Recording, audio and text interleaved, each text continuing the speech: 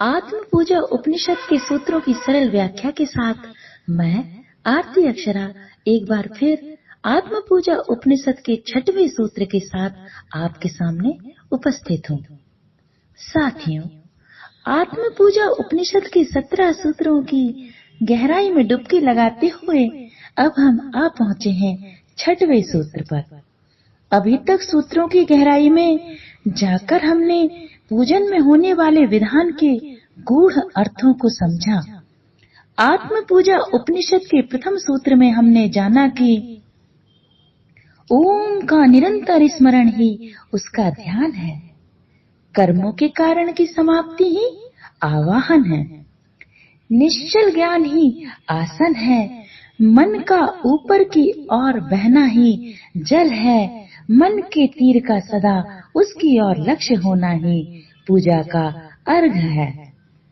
6वें सूत्र के अंतर में स्थित गहरे अर्थ को समझकर हम पूजन में स्नान का गहरा अर्थ क्या है इसको समझेंगे।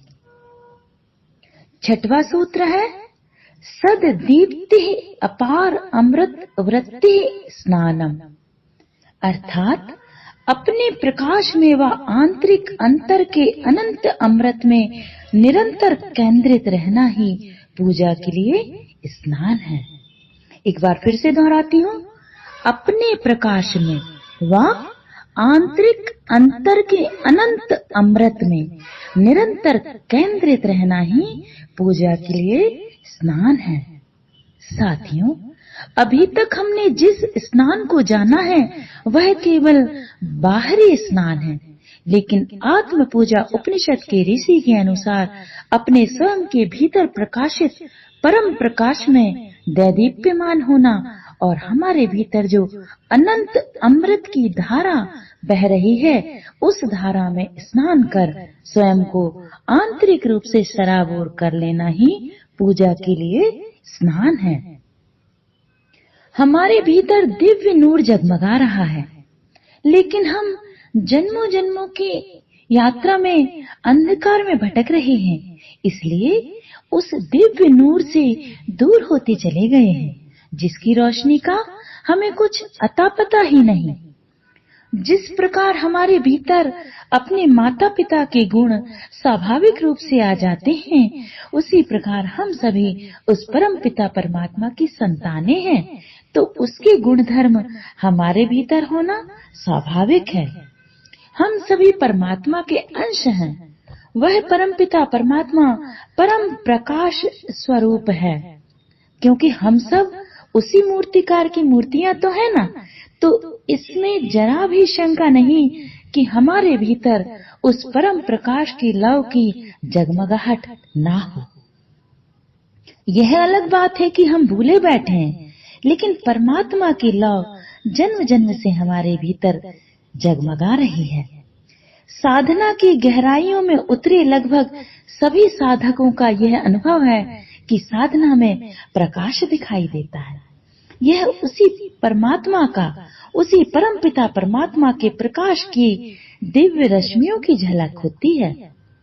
भगवान श्री कृष्ण ने अपने मुख के भीतर जो विराट ब्रह्मांड दिखाया था, वह विराट हमारे अंतरतम में ही धड़क रहा है।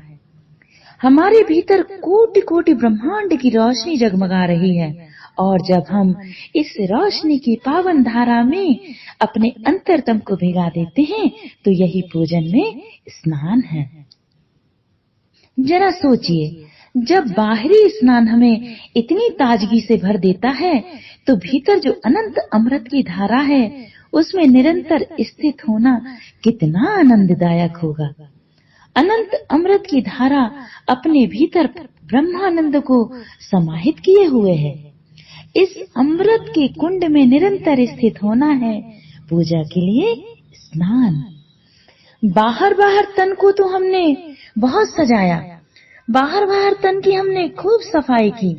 आओ अब ध्यान की नौका में सवार होकर भीतर की अंतर अमृत की गंगा में केंद्रित होकर और भीतर के दिव्य प्रकाश से प्रकाशित होकर कर लें स्नान पूजन हेतु। आओ जन्मों के अज्ञान के अंधेरे को ध्यान के द्वारा तोड़ दें। अर्थ समझ ले पूजा का और पूजा में होने वाले स्नान के विधान का। परिधि पर तो कोल्हू के बैल की तरह निरंतर जन्मों से चक्कर लगा रहे हैं। आओ अब थोड़ा केंद्र की ओर यात्रा करें। आओ आत्म पूजा करें। जय गुरुदेव।